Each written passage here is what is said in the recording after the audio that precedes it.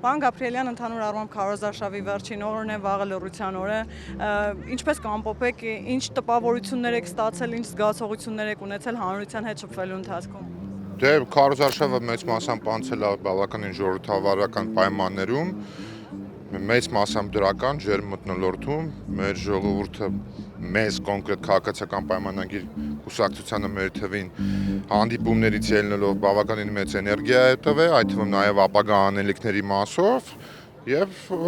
մնում է ընտրությունների օրն է անցկացնենք ազատ արդար թափանցիկ արդար ընտրությունների շրջանակում։ Պարոն Գաբրիելյան, կանխատեսելի էր, որ երեկվա այդ վերջին դեբատից հետո մամուլը գրում է, որ ռեժիմը խուճապի մեջ է, քաղաքացիական պայմանագիրը անհանգստացած եւ վախեցած է։ Նախ ընդհանուր առմամբ շատ է խոսվել ձեր վախերի մասին, արդյոք այդ վախը կա եւ ինչից է այդ խուճապը առաջանում։ Դե հիմա ասեմ ես տես հիմա նման եմ վախցած մարդուն կստացվի այդ դասական քաղաքական գործիչների նման եմ ասում, բացարձակապես որովհետեւ վախ չկա, ընտրական գործընթաց է, որոշումը կայացնում է Հայաստանի Հանրապետության քաղաքացին, իր ընտրական իրավունքը իրացնելով, գիրակի օրը Հայաստանի Հանրապետության քաղաքացին գնալու է ընտրական տեղամաս եւ ընտրելու է այն քաղաքական ուժին, որը որ նախընտրում է, որի հետ կապում է Հայաստանի Հանրապետության ապագան, եւ ես գրեթե կասկած չունեմ, Հայաստանի Հանրապետության առնվազն ընտրողների մեծամասնությունը իր ապագան կապում է քաղաքացիական պայմանագիր կուսակցության կառավարման եւ քաղաքական օրակարգի հետ։ Իսկ քաղաքացիների համար ընկալելի է թրիփ նախագիծը, որովհետեւ այս ընթացքում գիտեք նաեւ քիչ չեն եղել ապա տեղեկատվությունները, թե դա միջանցք է ենթադրում, անգամ երեք էին նման խոսույթով հանդես գալիս։ Իրական Հայաստանի խոսույթը, խաղաղության գործընթացը, ընդհանուր առմամբ քաղաքացիների համար այս ամենը ընկալելի է։ Կարծում եմ, որ մեծ մասամբ ընկալելի է, բայց դա նաև պետք է այդ թվում նաև հենց ընտրությունների արդյունքներով արձանագրվի,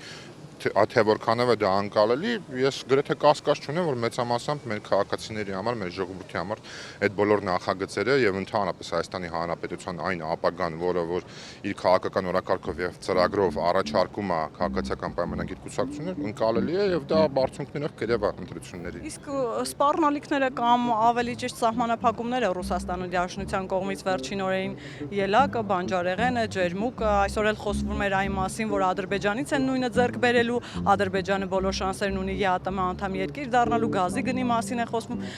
Պարոն Գաբրիելյան, այս ամենը չեք կարծում, որ որոշակիորեն վախի մթնոլորտ ստեղծելով կարող է որոշակիորեն արտացոլվել նաև ընտրությունների արդյունքների վրա։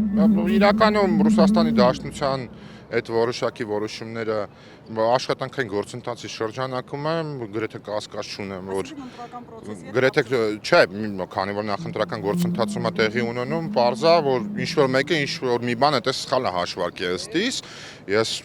գրեթե կասկած չունեմ, որ Հայաստանի Հանրապետության քաղաքացիները, գիտակից քաղաքացիներ են, ամենից շատ լավ հասկանում են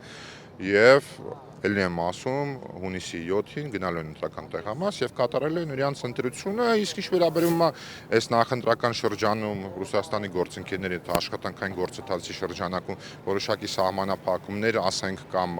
նկատառումները, որոնց պատճառով մեր տնտեսվարողների համար որոշակի խնդիրներ են ստեղծում, գրեթե կասկած չունեմ, որ մի քանի օր հետո լուծվելու են այդ խնդիրները։ Իսկ հակակոռուպցիոնի բացահայտումները ձեզ չեն մտահոգում արդյոք իրավապահ համակարգը իզորու է ամբողջ ծավալով բացահայտել ընտրակաշառքի դեպքերը եւ նաեւ օդանավակայանից վերջին օրերին այս հոսքերը արդյոք մտահոգիչ չեն։ Օդանավակայանի հոսքը միանշանակ որոշակի առումով, բայց ավելի շատ բարոյական առումով մտահոգիչ են իհարկե եւ այդ կոնտեքստում կարծում եմ ապագա ընտրությունների մասով պետք է նաեւ օրենսդրական նախաձեռնությունների եւ դրույթների շրջանակում նաեւ մտածել, որովհետեւ օրինակ եթե ինձ համար որպես ընտրվելու իրավունք ունեցող մարդ կա ցենզ, որ ես պետք է վերջին 4 տարին եթե չեմ սխալվում, 4 տարին բնակվեմ Հայաստանի Հանրապետությունում, ապա կարծում եմ որոշակի ցենս պետք է լինի նաև Հայաստանից դուրս ապրած Հայաստանի Հանրապետության քաղաքացիներին, որտեղ տենց չի լինում էլի, որ 10 տարի դուրս բնակվես, գաս մի օրով ընտրես, ինչ-ինչ պատճառներով եւ կապ չունի այդ պատճառը քաղաքական է, անձնական է, սիմպաթիայի թե անտիպաթիայի խնդիր է։ Այդ տեսանկյունից է կարծում եմ քաղաքացիները բավականին սթափ են գնահատում իրավիճակը, ինչ վերաբերում է հակակոռուպցիոնի մասով, կարծում եմ հակակոռուպցիոնը դեռ ունի առնվազն 48 ժամ եւ պետք է էլ ավելի մեծ թափով աշխատի,